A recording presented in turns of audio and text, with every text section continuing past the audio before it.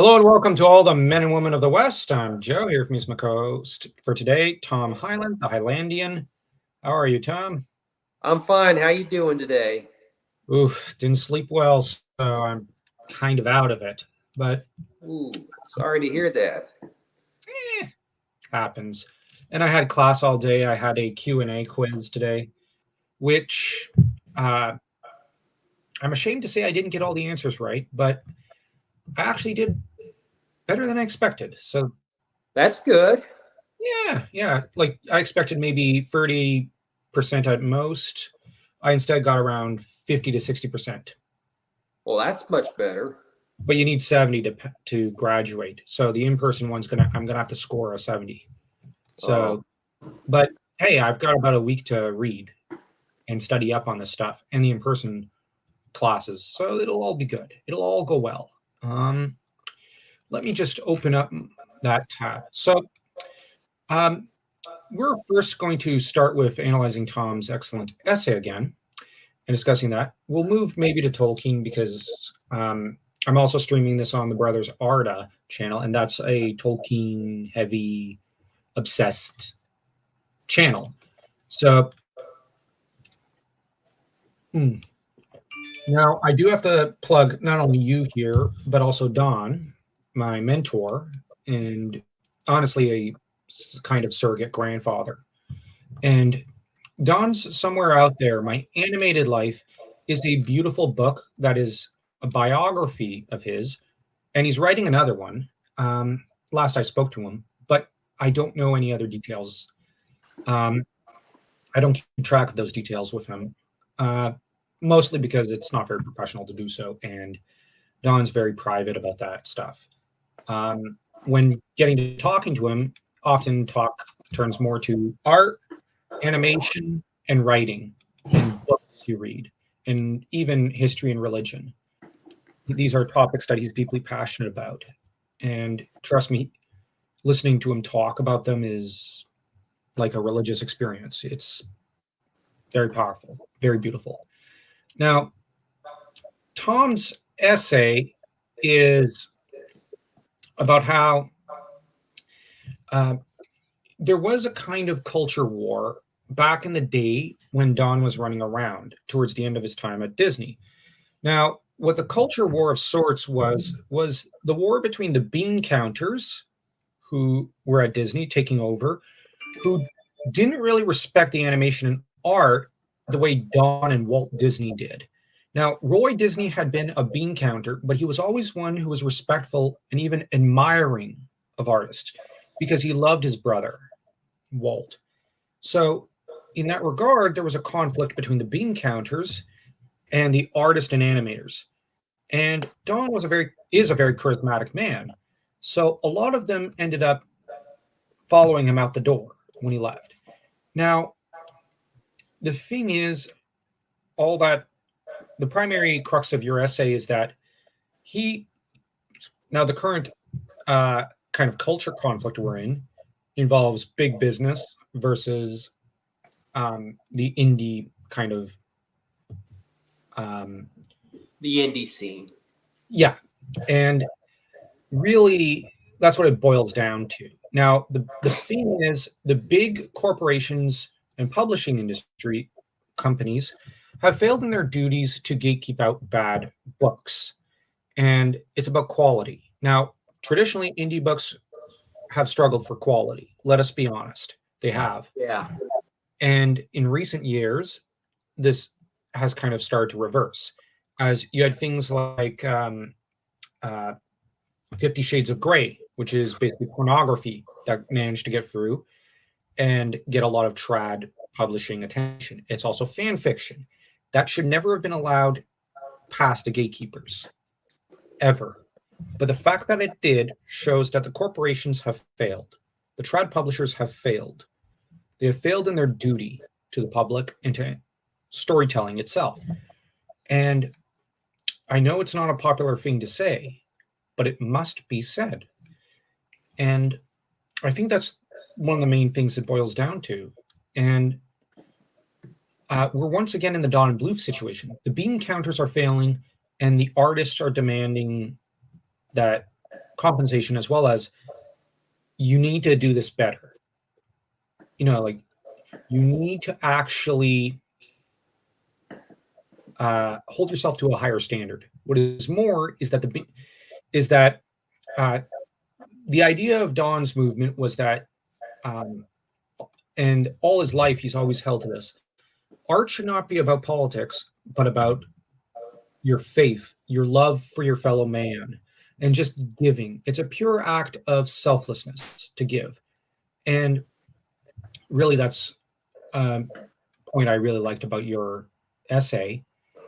And your essay gets into a lot of the details of Bluth's work, how he managed it. And too often there's a tendency amongst indie creatives to say, I am an indie, I'm alone, I'm an individual. If I join, let's say, a group or a team, I am losing my individuality. Not necessarily. You're merely making compromises, yes. But here's the thing: you'll never build a platform on your own. You need other people. You need readers. You need supporters. You need to reach out to other creatives. This is how platforms are built. So there's also business stuff. Like, let's take maybe an orchestra. You have your conductor. You have your the leaders of each of the instrument groups, such as your violin group, your cellos. You have all of them who are organized, grouped together, and they all have still their individual sounds. And this is important. And you're never going to build your symphony and do anything with it if you're not united. And your essay is proposing that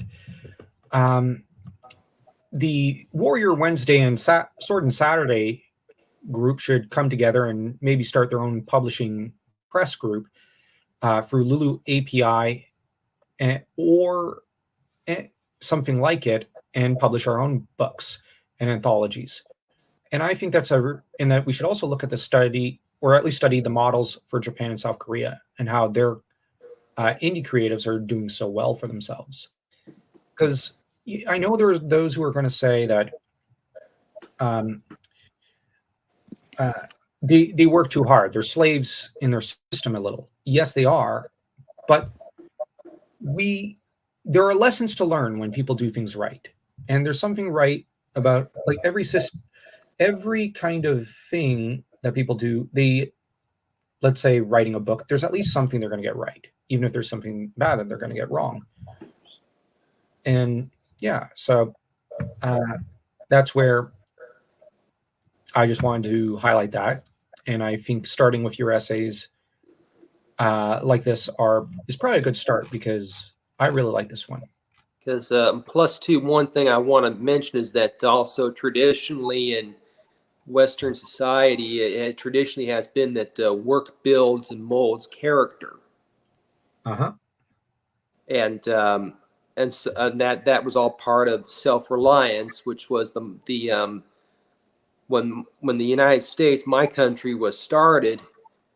We wanted to be more self-reliant and actually do the work to grow and better ourselves. Yep. And I have to say, I can't say anything about your country, Canada, but here in the States, it seems like we really desperately need to relearn the art of work, the Protestant work ethic, and self-reliance. I think, yeah, I think even up here. But the thing is, now being in the Anglosphere of Canada, I do agree with you. Now in Quebec, in the East, there's a philosophy that no man is an island, and that we all need each other, and that you must work, and work will build self-reliance, and will help you out.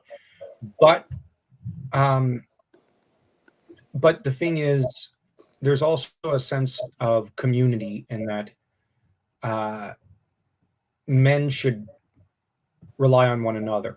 In that, like, Quebec, you're all part of, like, every person in Quebec, and this is a mentality in France as well, is part is just one grain or one pebble in the overall riverbed of or in the mountain that is France or Quebec. And so you're part of a greater whole, but the greater whole exists within you as well. So that's kind of the French mentality. And that's where I think when, like, my own mindset has always been that, and that like, you need to be self-reliant. Sure, you need to work and earn your bread, but on the other hand, everything humans do is done in teams. Like, even your book, publishing your book is, you're going to need a book publisher, you're going to need an editor, you're going to Yeah. need a cover design. And this mentality that, oh, well, I don't need anyone. Yeah, you do. You're a human being. You're going to need help all along your career and whatnot. Otherwise, you're going to fall flat on your face and you're going to look like a bit of an idiot. But on the other hand, if you're of the mindset that, yeah, but work builds character, you're right. Well, I'm an individual. Sure are. Embrace it. I'm just saying, before you reject everyone around you, embrace them. Remember, the fellowship, just to make a good Tolkien reference, Frodo intended to go off on his own and carry the ring to Mount Doom, but he was never alone. He had the fellowship, and later, when he thought he was alone, he had Sam.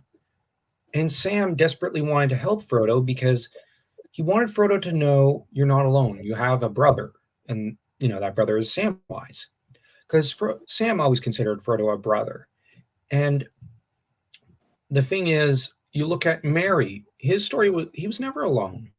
He had Theoden. Theoden became like a dad to him. You have Pippin. He had Gandalf by his side.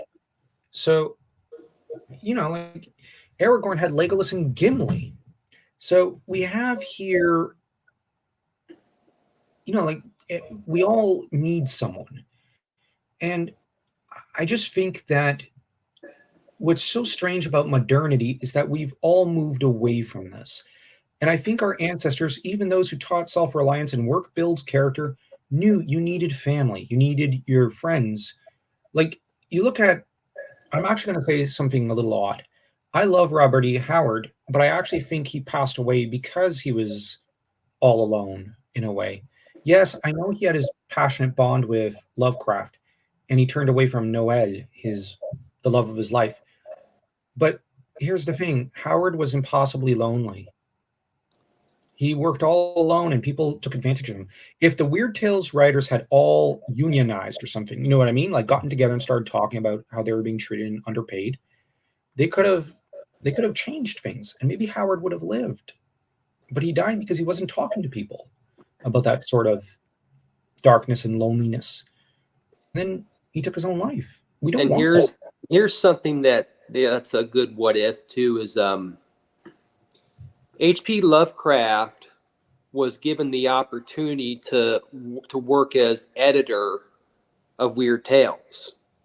And that would involve moving to Chicago. Well, he didn't want to leave his New England area.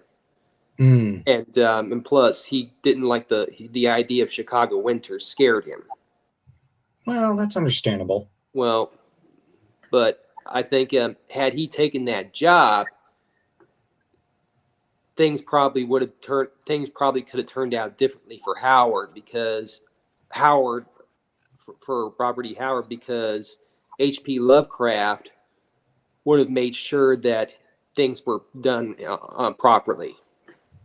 Yeah, maybe that's why H.P. Lovecraft tried to act like a filial son to Howard's dad after Howard died, and tried to help out so much and become part of the family, because maybe he felt responsible. But I don't think, like, I understand Lovecraft. He obviously loved Howard like a brother. And I think that had that happened, maybe Howard would have lived and maybe married Noelle. When Noelle left, I think something broke in Howard. Had she stayed, it would have been harder on her. But the thing is, Howard's mother was really quite a piece of work. But the thing is, you look at Tolkien, he didn't create Lord of the Rings alone. Here's the thing that a lot of people don't realize.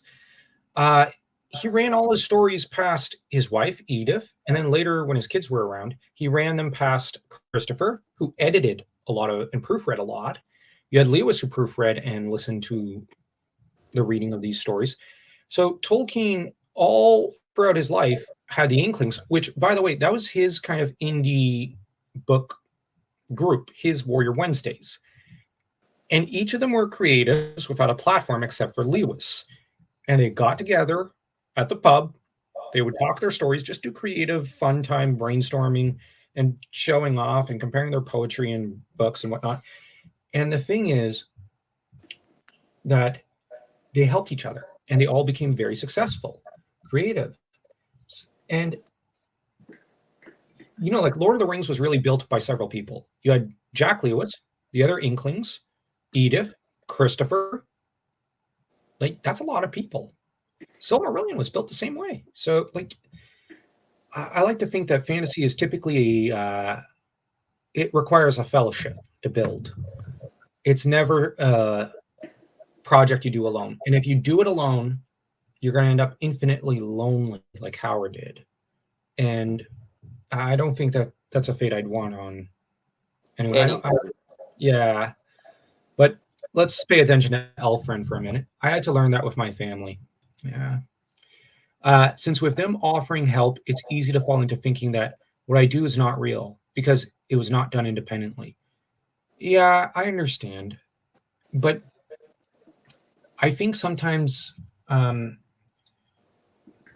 there's a great line from Spider-Man comics about Ben Reilly, where what is said is that every man needs a helping hand.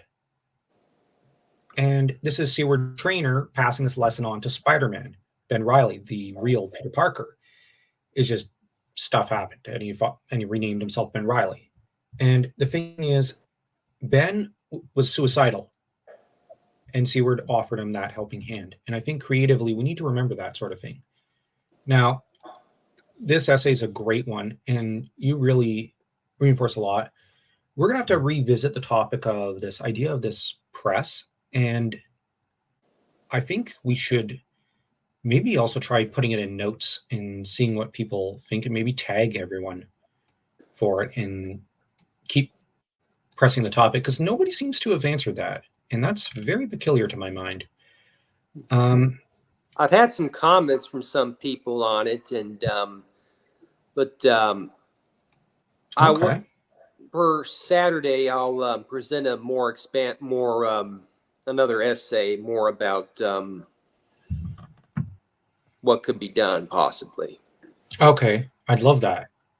Yeah, like we'll definitely need that because I'll be actually well rested and we'll have expanded the idea. Maybe we could get someone like Lord Otter or something, or Yes, some of the others in and on the stream, and we could all kind of discuss this. Eric Now, Quack. yeah, Eric would be great to have on board. He's very practical. Yeah, I'd love to get Eric. He's very busy. I'm going to try to see if I can talk him into Saturday. I really want him around for that and see what he thinks. Eric tends to be a lot more practical because he's also a dad.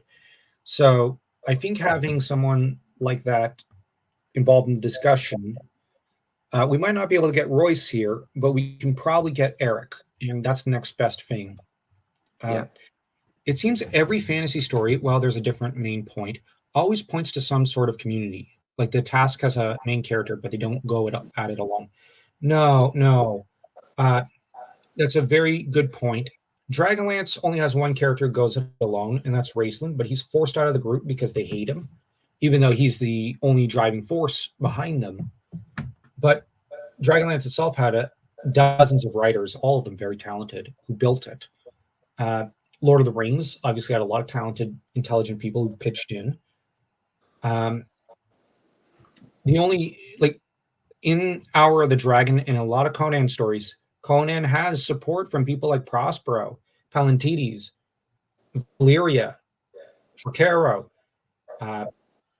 He has support cast that help him.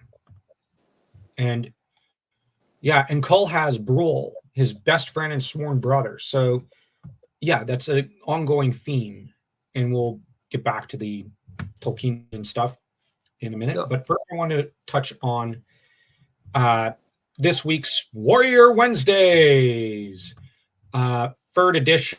Now, this is the third edition kind of Substack magazine we have.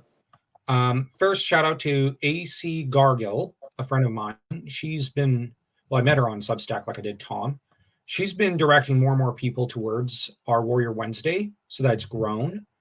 And she's been tracking down, apparently, writers on Substack who do fantasy or Arthuriana and whatnot, and directed them my way. So I thought that was awesome.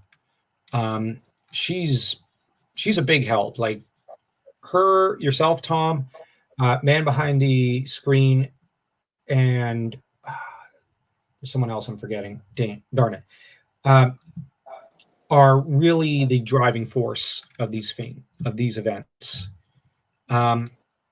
We have, of course, Tom's essay. Do read it. We only skimmed over it. Read it if you're on Substack. Tom's also a great essayist, better than I am, and he goes into this in great detail. And do comment and let him know what you think.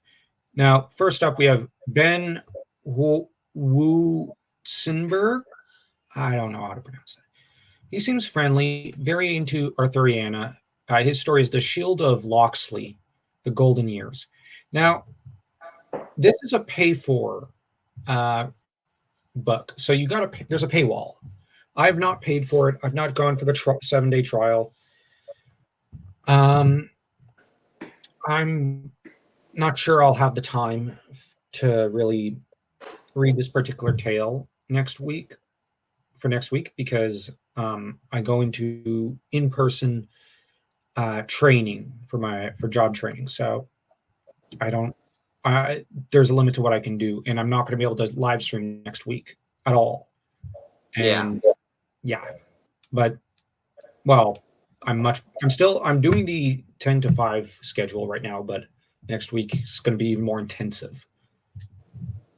But Ben Witzenberg has been writing for 50 years and has a very thorough knowledge, to my understanding, of King Arthur and even Robin Hood and other English legends. So do follow him for that. His Substack actually looks pretty fascinating. He's a very devout, dedicated, self-disciplined serial novelist who's writing like 9 to 15 serial novels on his stack. I checked it out a little. It's impressive. I'm struggling with just 5 or 6, and he's like just enjoying himself with that many. Catherine Elena has returned. I rated her story, Daughter of Wolves, chapter 1, a 2-star, and she's posted, I think she's gonna has posted for Saturday, chapter 2, I believe, and I'll review that then. But as it is, her main post was a story of where she got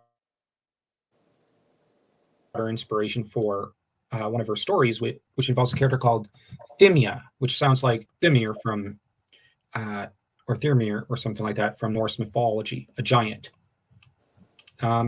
Interesting drawing.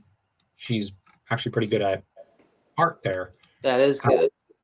Yeah, look at that. It's pretty good, actually. I think the eyes are a little too big, though. She could stand to make them a little smaller and move this one a little closer to here.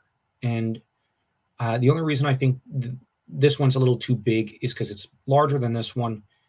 And, you got to make it a little smaller. But my style is the John Lounsbury style. So, or like the Anastasia animated movie style. That's my style of art. So very different style to that one. So I look at drawings through that lens. Well, I was trained by Don Bluth, so I draw in his style, of course. Next up is the Black Knight's poem, Unrelenting. He sent me like 5-6 poems. All of them were quite good.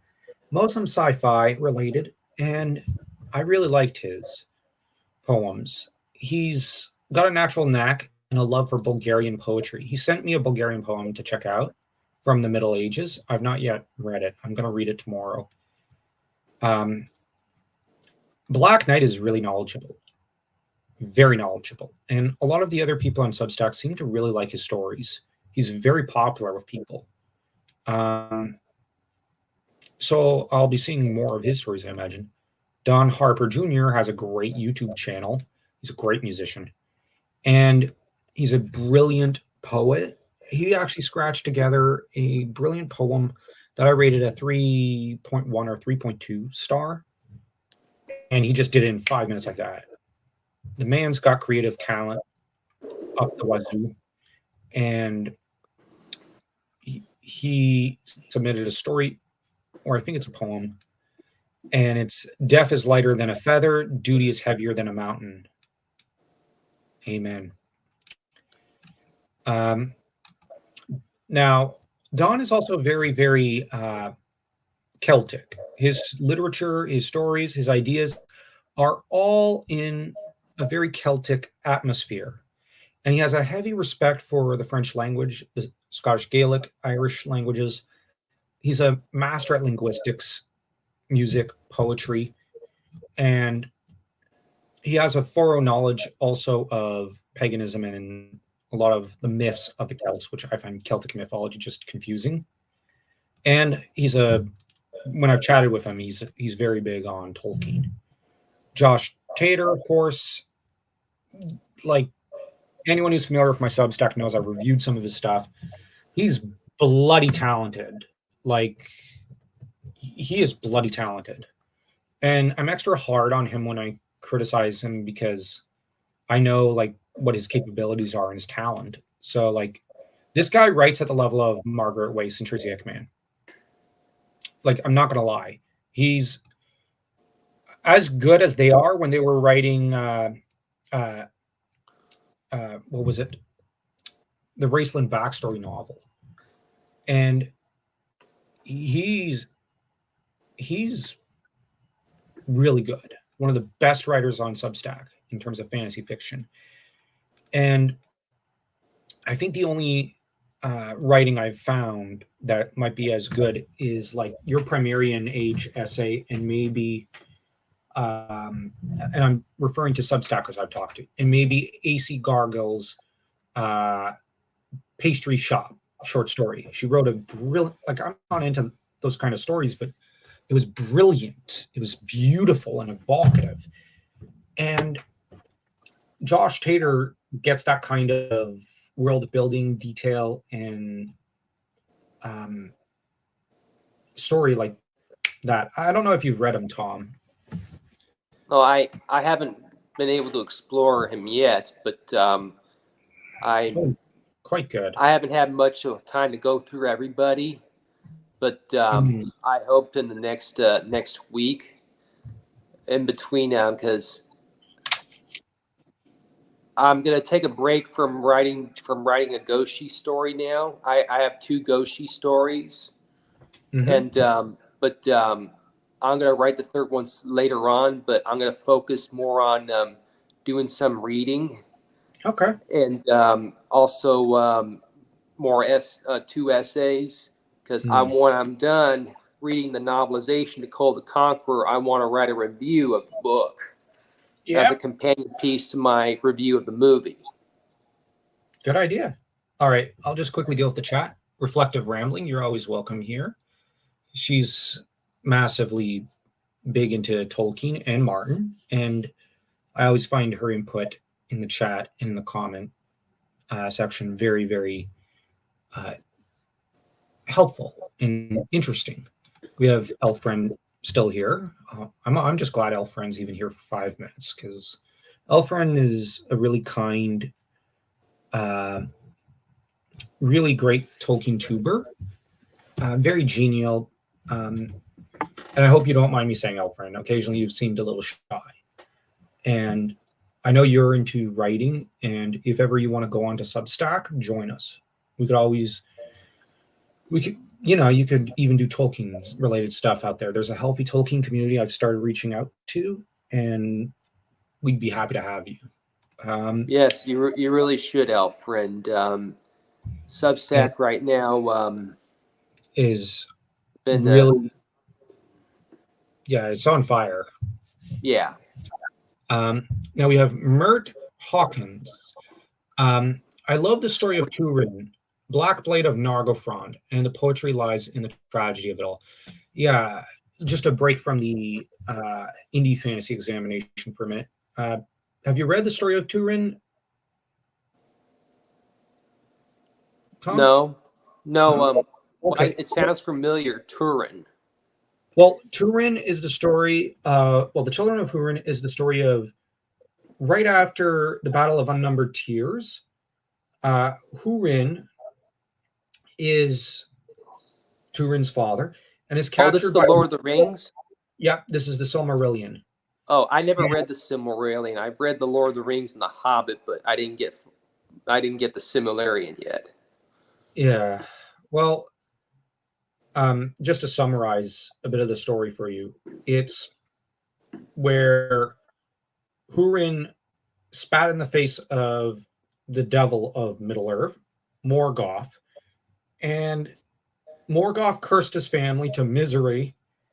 And Turin is the son of Hurin and ends up bringing about the downfall of every place he pretty much goes to and of every person he meets after he leaves Doriath. And the thing about Turin is that his story is a tragedy, but it's really Tolkien in a way writing sword and sorcery, as you might call it today.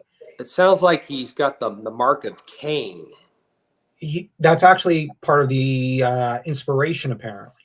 Turin ends up committing an inadvertent act of murder while he lives in Doriath. And admittedly, the other guy deserved it. But the problem is, Turin refuses to stand trial, even though the elves didn't seem to have any interest in actually putting him on trial. He just got in his head that they would. And this inspired the fact that he was the foster son of the king, Thingol, who loved him. Now, what ends up happening is that Turin runs off, becomes a bandit for a while, makes some unscrupulous friends, screws things up, and his best friend / mentor from his time in Doriath, Beleg, comes after him, and Beleg tries to clean up after him continuously, but gets killed because he accidentally nicks Turin when he's captured by orcs with the Black Blade. And Turin rises up and kills Beleg, not knowing who it is. Beleg's corpse is revealed in a flash of lightning, and Turin, of course, is grief-stricken and almost goes catatonic with grief. So he's then brought to Nargothrond, and it's in his time in Nargothrond that the princess there falls in love with him, and this isn't actually wise of her. And Turin ends up doing nothing as she's led away and killed because he's frozen. This is after he gave really bad military advice to Orodreth, king of Nargothrond. So Turin just dooms Nargothrond, and later when he catches up with the princess because he went in the wrong direction purposely, because he got enraged about something else and ran off thinking his family needed him, but actually it was all a lie. And he decides to basically banish himself and take up a new name because he collects names like some people collect baseball cards. And in the end, he ends up marrying his sister without knowing it's his sister. Ew. And then later ends up getting his revenge on the dragon who tricked him into inadvertently abandoning the princess. Kills the dragon, but he's put in a death-like trance, at which point his sister wife finds him. The dragon reveals who he is to her and unveils her memories because her memories were suppressed. And she jumps off a ravine and down to her death. Turin, goes down, kills a seemingly innocent guy who relays the bad news. And Turin then decides, in the words of my good buddy Tolkien Lore Geek, to, what was it? Not make a well. It's been a bad run. Let's not make it worse. So he takes his black sword, runs himself through, and this black sword is also the first sentient talking sword in the fantasy genre, and it dates back to Tolkien's mythological story, The Children of Hurin. Now, Turin's story is just one tragedy and travesty after another. And really, even revealing these spoilers to you, Tom, you have to read, like I've left out more than half the details and plot points. And the thing is, it's an immensely tragic story. It's better read than crudely uttered as I have done. It's probably the most depressing story in fantasy / mythology. The only story that comes close is Suikoden 1 in how dark it gets. So kudos to Mert Hawkins for bringing up that topic. Well, it sounds like it makes me think of, you familiar with the Carl Edward Wagner? Mm-hmm. Oh, yeah, the Ring of the Nibelungen lied. Yeah, and he was the one that after Elsbrag Camp did the revisions of Howard. Oh, he was the one that brought the original text to Conan to publication since the first one since after he died. Okay, I misunderstood there. And he wrote his own, like, I call it an anti-Conan. I haven't read it, but it's essentially like the story of Cain, but in a sword and sorcery world, and he's immortal. That's a weird concept. And he's not a nice person. He's kind of like a, I don't know if you want to call him an anti-villain or an anti-hero, but he's more complex and much darker. Okay. Well, we then have reflective rambling. Always welcome. Come now, I'm a giant pain. No, you're not. It's a token of your grace that you put up with me. No, I actually like your reflective rambling. I like almost the entirety of the fans. Actually, I do like all the fans of Indie Geek. One of the better Game of Thrones channels, although a lot of Game of Thrones channels are good. I don't like Game of Thrones, but the channels that sprung up around it are not so bad. The people are nice. And of course, of the Tolkien tubers, Indie Geek's a good channel, and his fan base are very supportive and very kind. Let me see. Story of Turin. You mean the tragedy of Baelig? Yes. Yes. What is it with those two loving people who aren't their kid more than their actual kid? Which character do you mean? People collecting names seem to be a very Tolkien thing. Yeah, I love that about Aragorn. Although, interesting fact, in Howard's Legendarium, Conan collects names like they're going out of style as well. Yep, he has a lot of names indeed. Mm-hmm. Aw. Well, I have to be honest about reflective rambling. She's always nice. Haven't read nor watched Game of Thrones, to be honest. Don't, Elfriend. You're going to lose brain cells. I'm joking. Actually, I don't recommend it. I don't find it very good or compelling. And I just find it, I don't approve a lot of the creative decisions Martin makes. And but here's my motto of everyone. Love what you love. And if you love this sort of stuff, good for you. If you don't. And you know what? For all that I'm not always the fondest of Martin's work, I am grateful to some things regarding Martin. For example, I have enjoyed Hour of the Dragon Season 1. For the most part, I have enjoyed being able to chat with my friend Jasper Lane. I have enjoyed reaching out to Order of the Green Hand on occasion. And I have enjoyed talking to Robert from Indie Geek. So, like, for all that I complain, there are things I do appreciate. And I don't think, so maybe it's unfair of me to say brain cells, maybe patience as reflective rambling, uh, well put. And, like, I have to admit, I think there are good things even to Martin's universe and world building. But that's a separate video I would like to do at some point. The positive, because I'd rather focus on positive in my life rather than negative anymore, because I spend too much time focusing on negative. Anyways, Melian and Fingal. Oh yeah, they definitely adopted Turin, but I think they loved Turin just as much as they loved Luthien. The tragedy is that they had to bury both, and I think this is what caused Fingal to break down. The greatest of his generation of elf kings was broken by the death of his children. So, like this could happen to anyone. So it's very realistic. I could always quit after the first page. I mean, if things look good after that, then I continue. If not, then I don't. Your choice. Yeah. Your ability to appreciate aspects of things, even if they're straight up abrasive to you, is pretty epic. Not really. Not really. I'm just grateful for the people I have in my life and the friendships I do have. Now, I have let down Jasper Lane, for example. He asked me to do an animation piece for him. I didn't do it.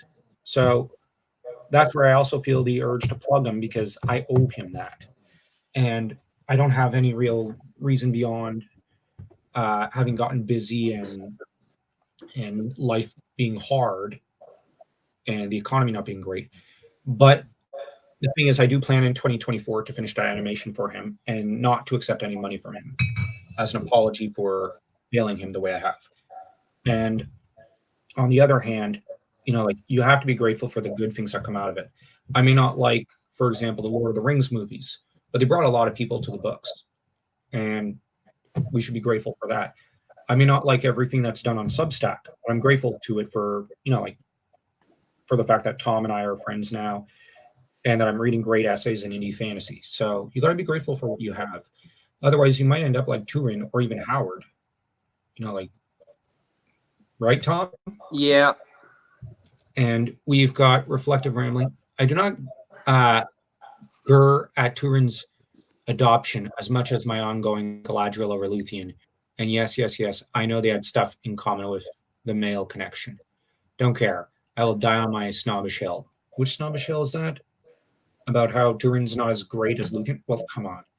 Nobody's as great as Luthien. Like, she's Luke Skywalker of Tolkien's Legendarium. Like, come on.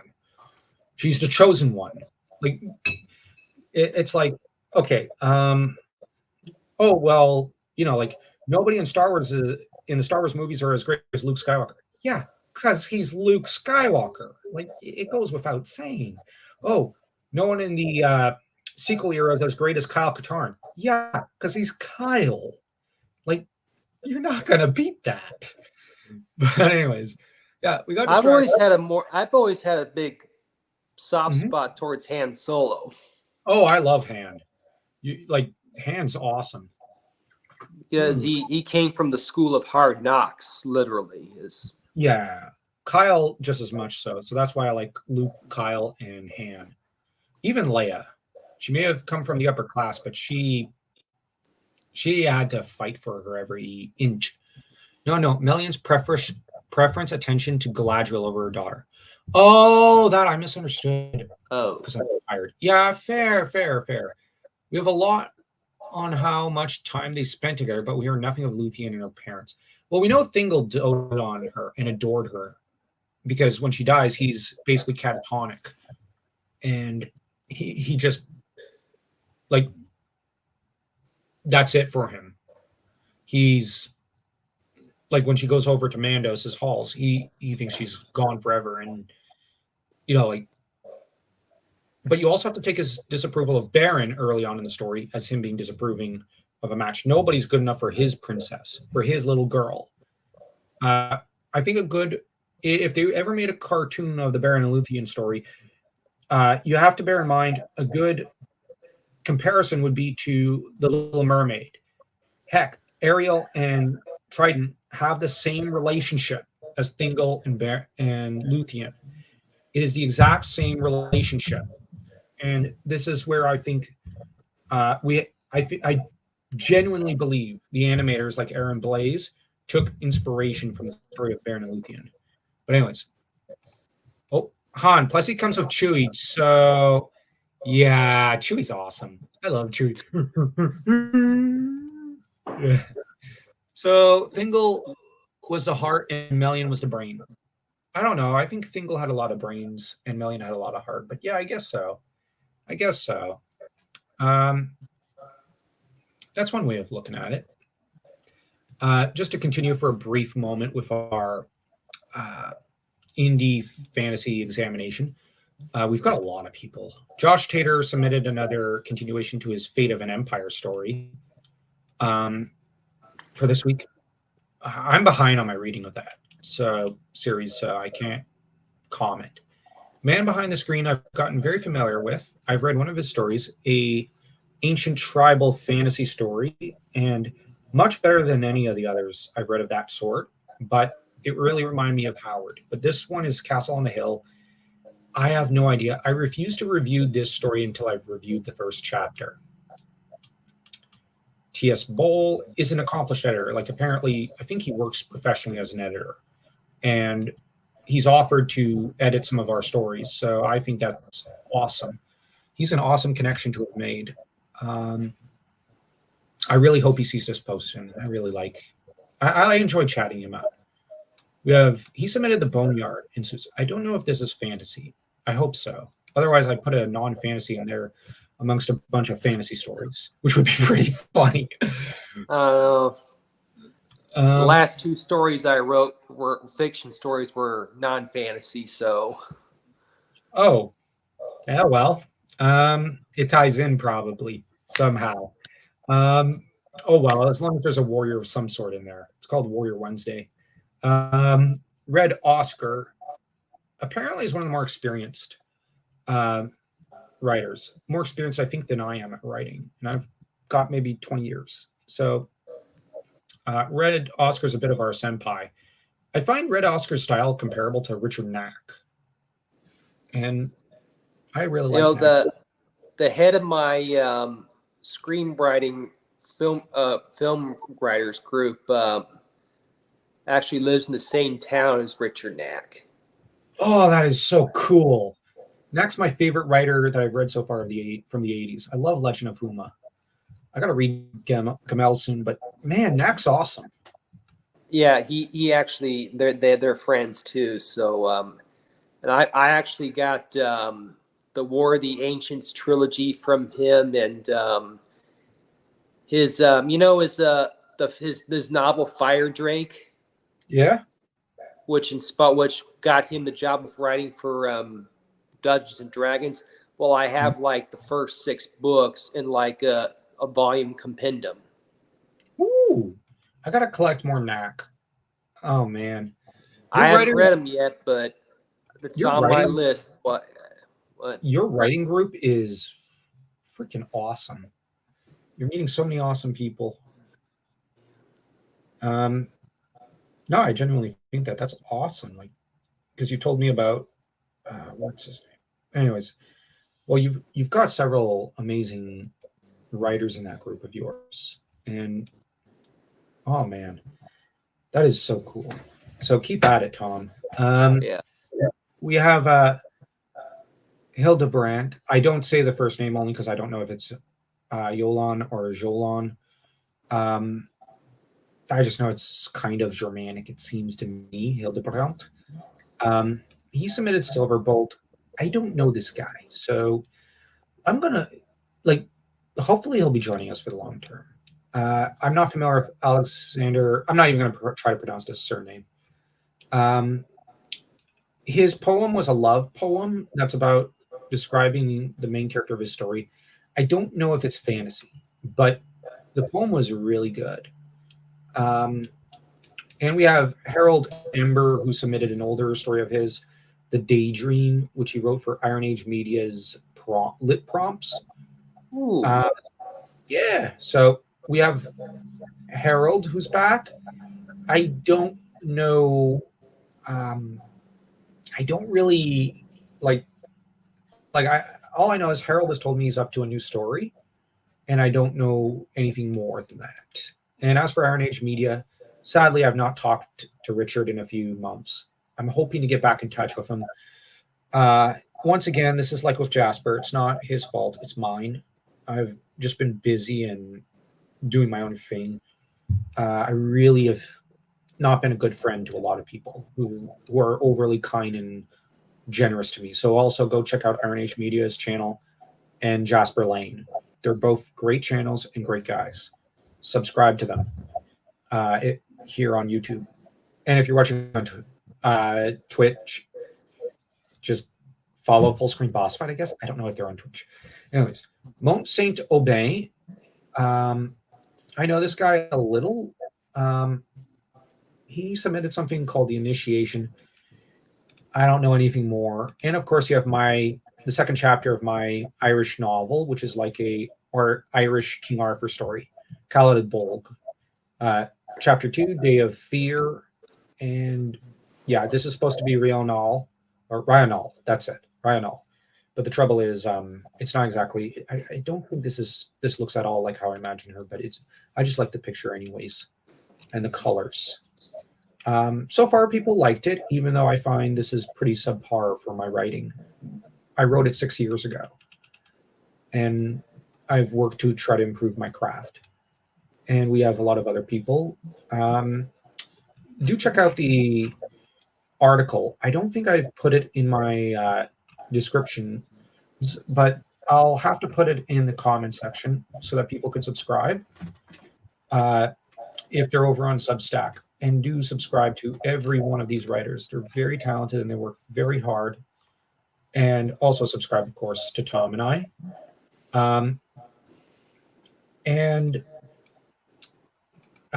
Now we'll probably do a bit more Tolkien. I do want to ask Tom, how did you first get introduced to Tolkien? Well, it was actually it was back in, I think it was 2001 when the Fellowship of the Ring came out. Mm-hmm. I saw the movie. I heard it was part of a trilogy. I thought the movie was all right, but I really, I read The Hobbit first, liked it. Oh. Then I read the Lord of the Rings trilogy, which really is technically one book. Just that the thing is, back then the publisher thought that the Lord of the Rings was too big to publish as one book for the cost of printing and stuff, especially in England. At that time, things were a lot more costlier. Yeah.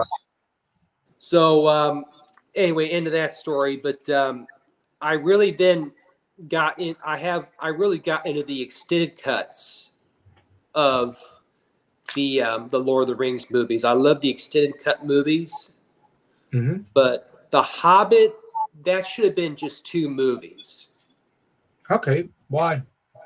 Well, I really felt like The Hobbit itself, if you were to do it right, it would have been like a duology. Yeah. And but when they did as a trilogy, I think that's the money men say, no, we got to have another trilogy. Although I as a result, there's a lot of sections, even because I do enjoy the extended cuts to the Hobbit movies better, but on par, it's the Hobbit trilogy is not as good as the Lord of the Rings trilogy. Okay. As far as movies go. But I really do like the extended cut to the third one, the Battle of the Five Armies, because that's the best one of the 3 to me. The extended cut, because that one is more like literally like a Game of Thrones movie with elves and orcs, like before Game of Thrones, because it's violent. Okay. Well, that's probably a very good description. I actually think that maybe if they wanted a trilogy that badly, they should have done a trilogy maybe about I don't know, like Dragon Age 1 or Dragonlance or any book almost by Gamel or Knack. But I think the money men wanted to milk Tolkien because he sells. And, I would love to see an adaptation of Gimmel's Legend. In fact, the Arnold Schwarzenegger Conan movie, which we never got, which I'm grateful for, was originally supposed to be like a retelling, like a film adaptation of Gimmel's Legend, but with Conan. Okay. I've never read Legend. I've been told to pick it up. I have a copy. I haven't read it yet, but I'm going to get to it. Trust me. I plan to. Well, I'll have to do a book club podcast of it on YouTube and Storyfire. Probably after I finish Legend of Huma. I gotta put my nose back to the grindstone, finish Legend of Huma, finish the next chapter of the Silmarillion, and so that I get the podcast out and make sure that like I've got those on the road before even touching Legend. And for those watching on Brothers Crin, the next Legend of Huma video will be out either Friday or Saturday. So I assure you, I only have 10 pages left of reading. It's because we decided to do 50 pages. And we'll be doing 50-page blocks and try to get this all out before the beginning of March, because then my schedule is going to get even more hectic. But anyways, would have been like 1,200 pages. What is the... I don't follow Elfriend. I don't. Could you clarify that statement? I'm confused. Sorry. Oh, is it in reference to the publication of Lord of the Rings? And how it would have been 1,200 Oh, pages? yeah. I think that's what what Elfriend is talking about. Oh, well, okay. Locher without edits. Yeah. Oh, yeah. Yeah, which we finally did get a 1,200 page version of them without them separated shortly before the movies came out. And yeah, it's awesome. Yeah. Sorry. Although Tolkien's writing is prose. I love it. At times I have to reread a couple verses sometimes over again, because his the English his prose to me is a little more of a kin to the Victorian English period. of the 19th century. Yeah, I love that. I love having to reread his prose and I love that I have to reread sections and paragraphs from Lord of the Rings and the Silmarillion. And what I love is that, what I especially love is that in my Monday streams with Matt from Dork Lords, also subscribe to him if you haven't already. He's awesome. Anyways, I have to plug everyone and say it that way every chance. But Matt is great because he, like Girl Next Gondor and Red Book and Tolkien lore, has an instant understanding of everything with the prose and the poetry and with the lore, and manages to pierce past it. Man's got immense IQ. But what I love about reading Lord of the Rings with him is that we go over it almost paragraph by paragraph. Actually, not almost. That's what we do during our streams for every individual chapter. And what I love is that when it comes to that, I have to go back. Like I do a brief reading. I do a good thorough reading before the stream. And then, days in advance, taking my notes. Then I read it at least once before the stream itself. And then I sit down and I go over it with Matt. And every time there's something new that you appreciate. No matter how many times you're going to read Lord of the Rings, you will always find something new. I have read the whole 3 all back to back as one thing twice. Once when I was years ago, and once about, I think it was 2-3 years ago. But in between those years, I would always reread sections of the like the appendixes, I love those. because, and I find that when I reread even little sections, even in like the in fellowship, when they meet with the elves to discuss what to do with the ring, I reread that, and I always ask myself, how in the heck would I or anybody be able to adapt that scene into a movie? Because that section where it's just them talking. It's like, how do you put that into a movie? It's great in a book. It's perfect. It's one of the best chapters. But there's whole sections of all three parts that are like, dude, you can't put this into a movie. It wouldn't work. But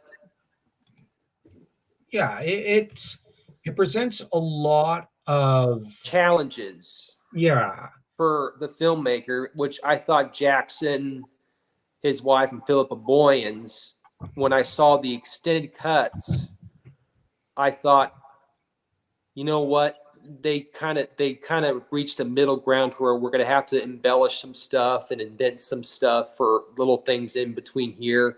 But at the same time, they did it in a way by staying very faithful and true to the spirit of the book. Yeah, I'm not a fan of Jackson's adaptations, but I do appreciate the extent he went with that scene. Like when it comes to filmmaking, that scene's really hard to. Yeah, and he did the best he could, and that's commendable in of itself. Now, not comprehending is part of the J.R.R. Tolkien experience. Hello.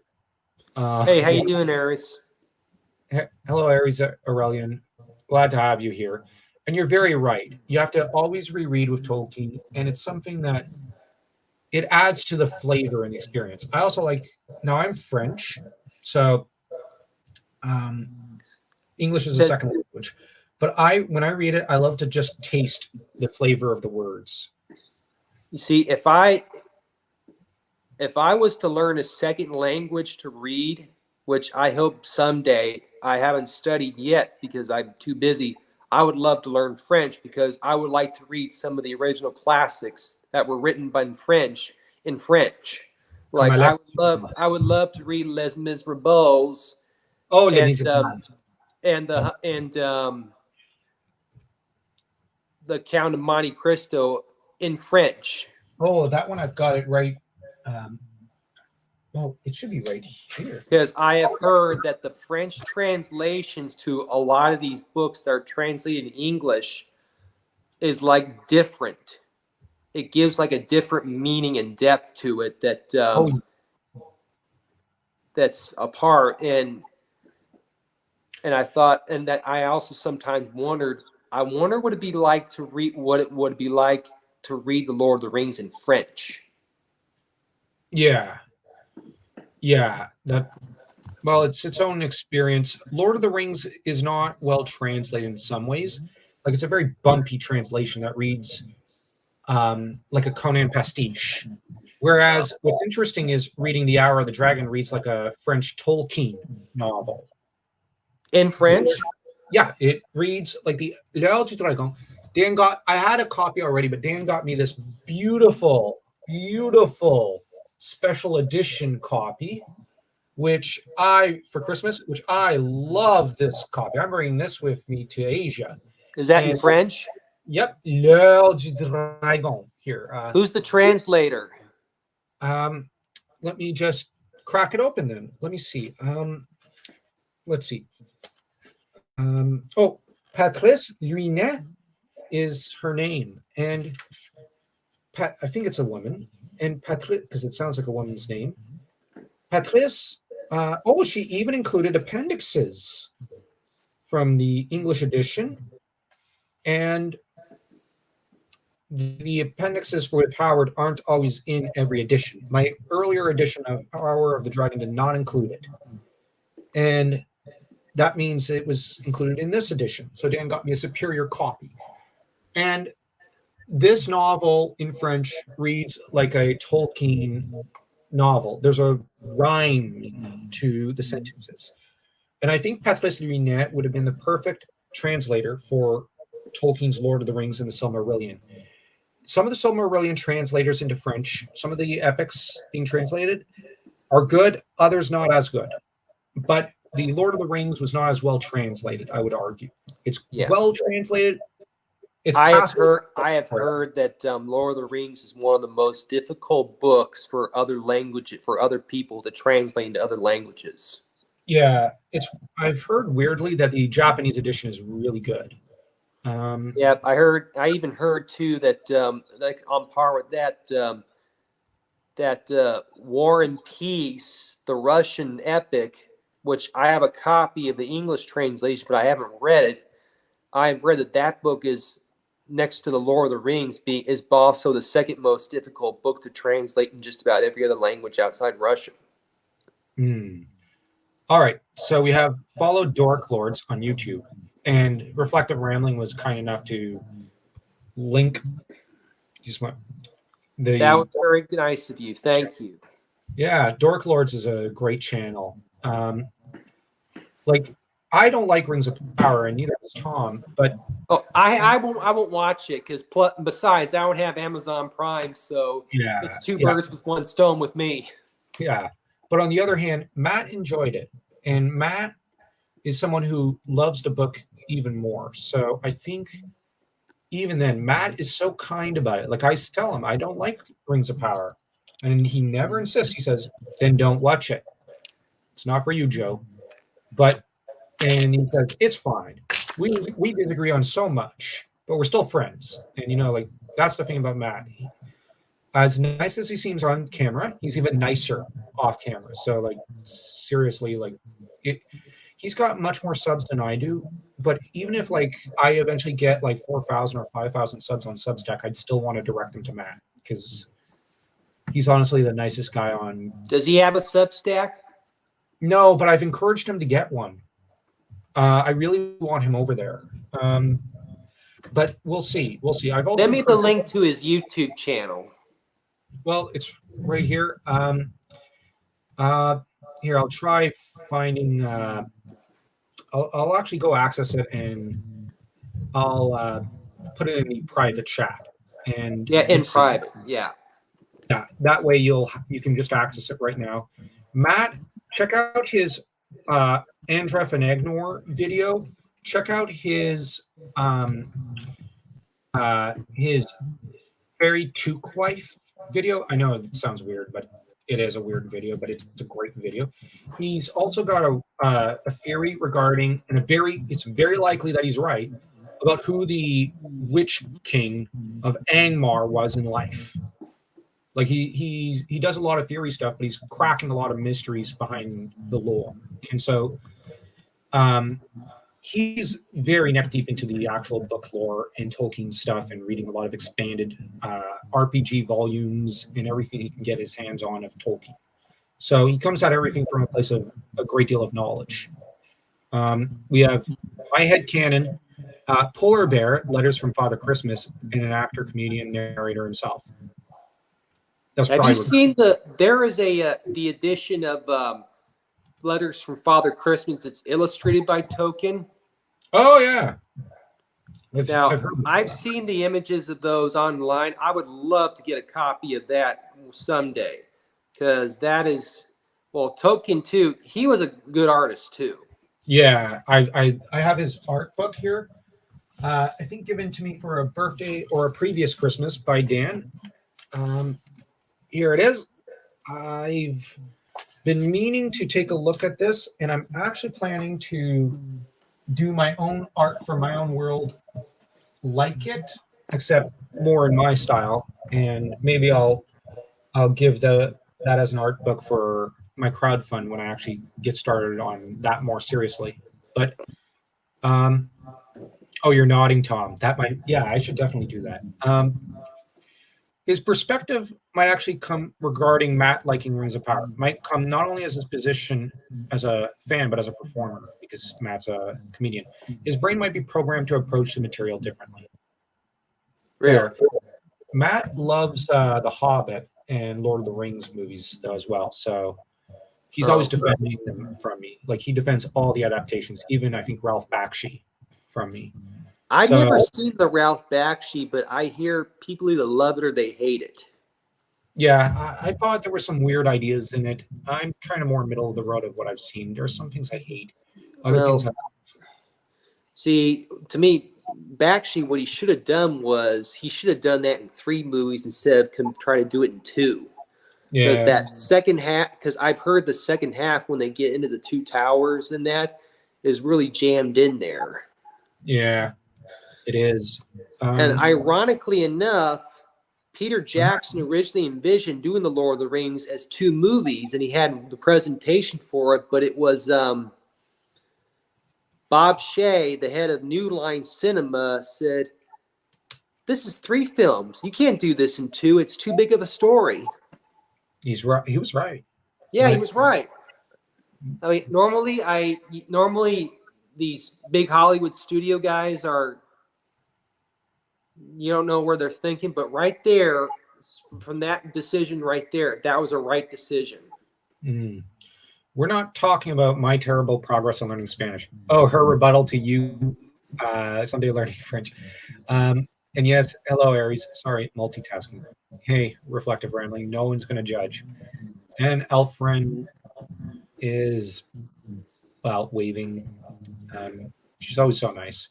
Now that you say this, I'm trying to remember which booktuber had an interview with a pro translator that mentioned she was working on some section of Science of Middle-earth. Oh, cool. Well, the thing about the booktubers you've recommended me for reflective rambling is that they're very interesting. Most of them seem pretty nice, and I still have to check them out a little more because I've been, like I said, I've been busy and all over the place. Sorry, the reference to his perspective comes to his constant insights into the text itself. Yeah. But yeah, it's kind of like, I think, Matt may approach things from a production standpoint, and from the stand, because he's a comedian, it says Tom approaches things from, you also approach things very much from a production point of view. Like in your essays, you often talk about the cost of the budget, how the movie got on the table, I guess, and how the creatives arrived at being part of it, and then the overall production and whatnot, and how it does. Like that's always an interesting thing that you end up getting into, and your own. And yeah, that's why I am also grateful that you ended up taking the time to review, edit, and help us improve our script of Hamunder a while back, because we needed the revisions. We needed another point of view, and that's the thing. I agree with you what you said earlier that Conan. I think Conan has been kind of overdone on all the media. I really think that there is potential for them because Cull is underdeveloped, like you said. Well, my point was just that, like, if it's a Conan TV show or Conan movie or radio drama, they should do more. But the thing is, we don't need more Conan pastiche novels. Oh, we don't. I really think that we could get more from both. There's a gold mine of opportunity, I think, with Solomon Kane. Oh yeah. And Cull. Yeah. And like if I ever wrote original fiction, my Primerian age was originally Conan fan fiction, but now if I wrote anything outside that's not an original not my original property, I would like to tackle maybe a Cull. Yeah, I get that. But I would like to see. I want to partner up with somebody to do You ever read Worms of the Earth with Bram Mark Morn? No, I've not yet reached that point. I'm still reading through the Conan stories with Howard. And I'm occasionally jumping over to some of the pastiches. So I'm really behind. I was wondering if Worms of the Earth is about Bram Mac Morn, the Pictish king who fought the Romans. It was an ill, and they lost, ended up losing. Yeah. Well, Worms of the Earth, I'm not going to get into the story, but that one is essentially he makes a deal with it. It's one of those, you make a deal with the devil to smite your enemy, but in the end, you ended up destroying everything you hold dear in the end.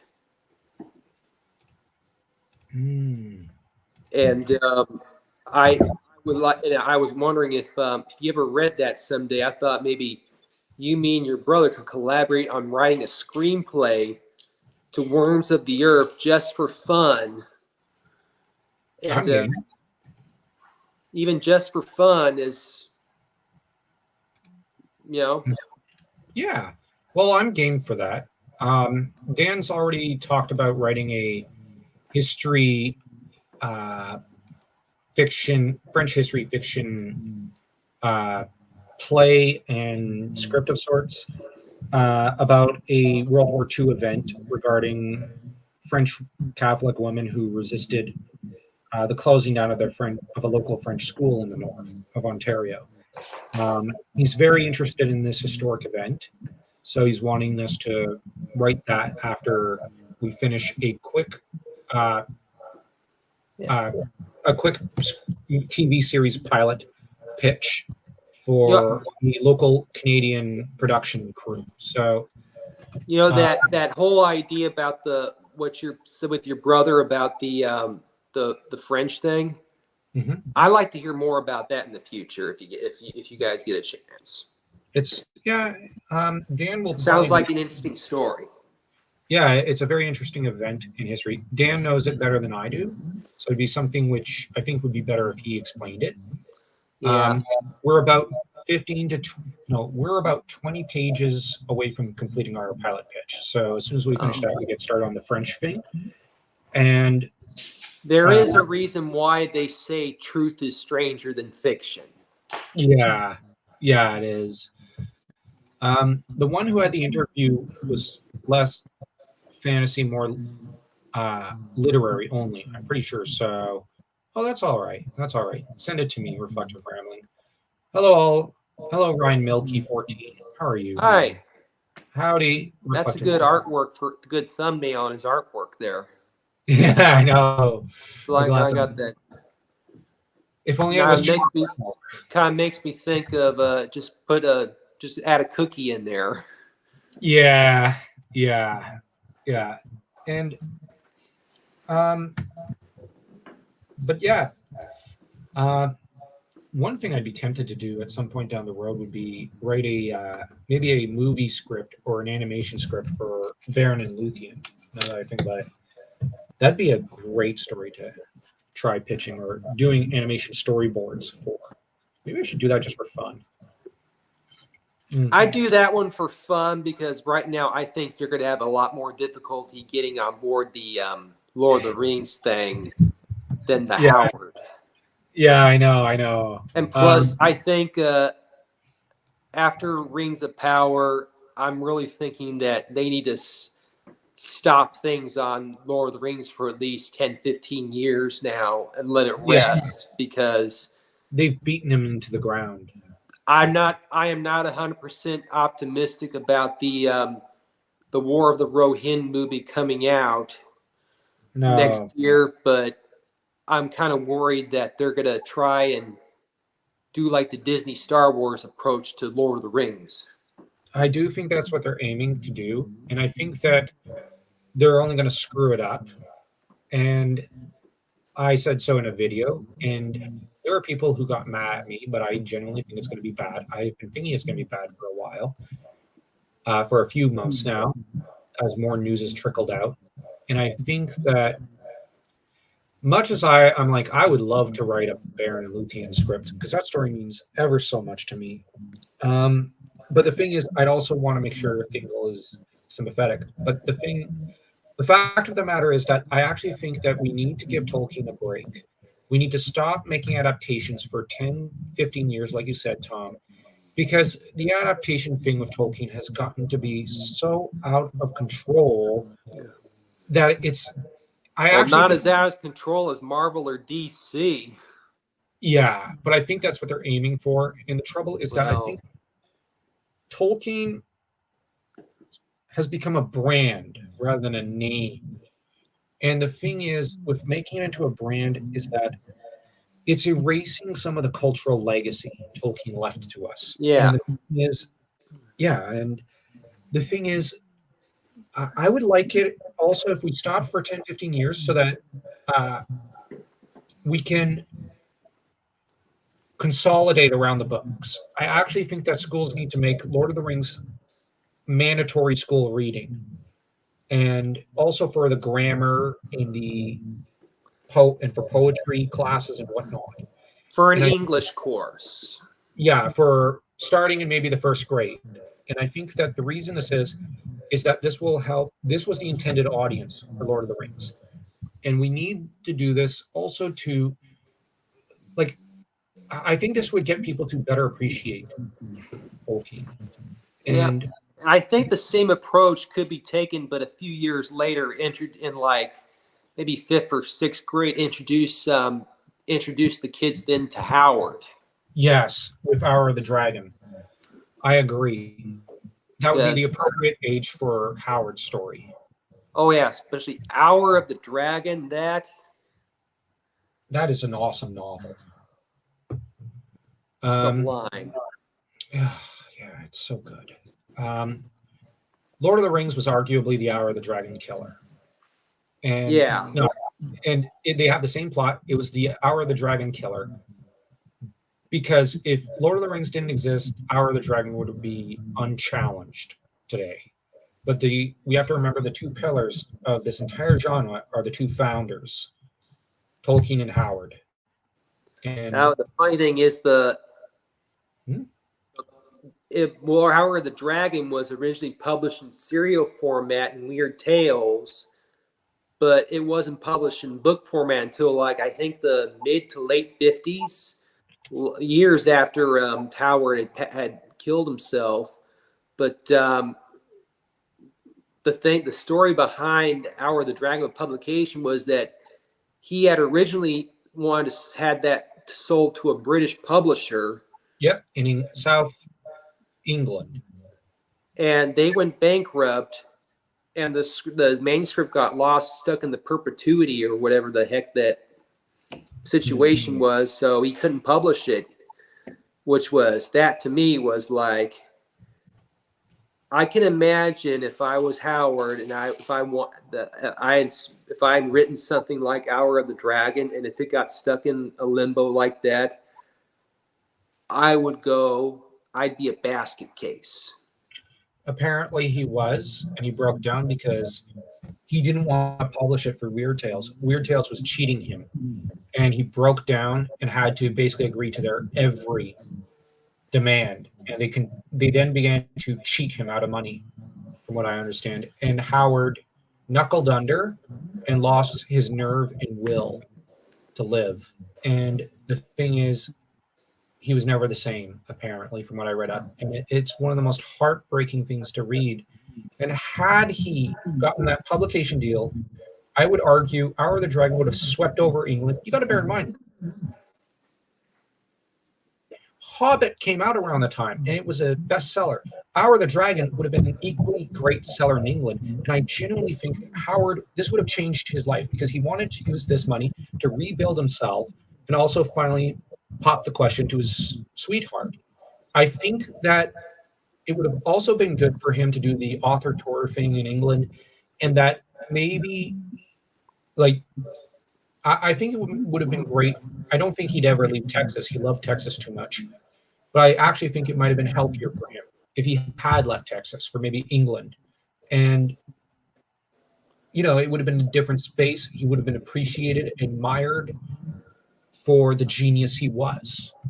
But Yeah. life was cruel to him. And you got Yeah. Rambling, who screamed, Juan! Yes, Juan! The great celestial dog, the Maiar dog of dogginess. One of the greatest Maiar ever. Really, Lord of the Rings was incomplete without Juan. Just like Kull the Conqueror is incomplete without Drool. Yeah. Give me all the Juan and we're golden. Well, I'll make him the star.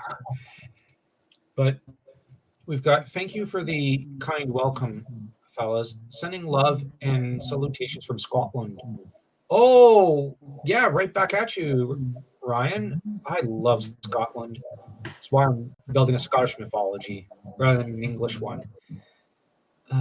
RR never really left, just finding more time to be here. Thank you for remembering me. Oh, you've been busy too, huh, Ryan? Well, best of luck. Of course, I'd remember a regular. But sadly, I got to dip out. Got to get my own word count in. Writing and listening not going well. Oh, sorry to have distracted you, RR. So it was good to have met you, reflecting. Yeah, I'll actually say this, reflective. I'm going to have to remind you later. Can you actually try starting a Substack as well? We'd be happy to welcome you. And that way you can, over on Substack, start building yourself a platform there as a writer. You're going to need your platform. And, I'll restack you. And what we'll do is when Warrior Wednesdays and Sorcery Saturdays come along, or Sword and Saturday, I mean, we'll include your stories in our stocks and posts, and you'll get to be honored here as well. And, yeah, we'll help you out. So, because that's what this whole thing is about, helping everyone out. Actually, I got to wrap it up in about a minute. Yeah, so I got to wrap it up in 2 minutes. So, yeah. What is it with them being cheated by their pub? Yeah, that's a big thing. Happens too often. Happens still today. Yeah, it happens. The thing is, it's the same reason. Like, you look at the Peter Jackson movies. The Tolkien estate was cheated out of some money over those movies. Really? Yeah, apparently. And Christopher Tolkien was very sore about it. He hated the movies to begin with, but he figures, well, if this is basically me selling out, I want to get my cut. But apparently, he didn't get his cut for a few years. But the thing is, at least from what I've heard, and the thing is, I think movie studios and book publishers are both like that. They have by very dishonest people. And what's funny is that the comic book publishing industry was always very dishonest, but it was never as dishonest as book publishing and movie creation. And yet the founders of a lot of the comic book publications, DC Comics, were originally founded by gangsters. And the gangsters, isn't that funny? Isn't that funny? The gangsters the gangsters are more honest than actual publishers. Yeah. I mean, yeah. All I can tell you is that they're just, what is wrong with them? I can picture Al Capone going, "Pay the man." Yeah. But anyways, very true. Yes. Thank you, Joe Meshin. Joe Meshin is someone I know from Twitter who I often end up chatting up and who's very friendly. Most people on Twitter are really kind of bonkers. And yet Joe Meshin is someone who's really, really sane and reasonable over on Twitter, which is pretty funny. Yeah. But we're going to duck out. Sorry, Joe, to do that to you. Yeah. Good to have met you guys. It was good to see you too, Joe. Yeah, you too, Tom. Tell Dan I said hello. Yeah, I will. I'll tell Dan you said hello. And don't call me friendly. I'll blush. And I'll make you blush. Anyways, you're very friendly. Good night, Ryan. And good night, guys. Forget to smash that like button and that subscribe button here, whether it be Brothers Crin, Brothers Harda, or the Twitch channel. And don't forget to smash night, Tom, and let the Iron Age rock on. Yes, exactly. And go check out the Substack post and Tom and my account there, and all the accounts in the post. Subscribe to everyone. Everyone's working really hard. And Tom's almost at 50 subs on Substack. I'm almost at 200. Let's get over these humps and get all the closer to 100 and maybe, I don't know, 300 respectively. Yeah. But either way, take care, everyone. And Take care.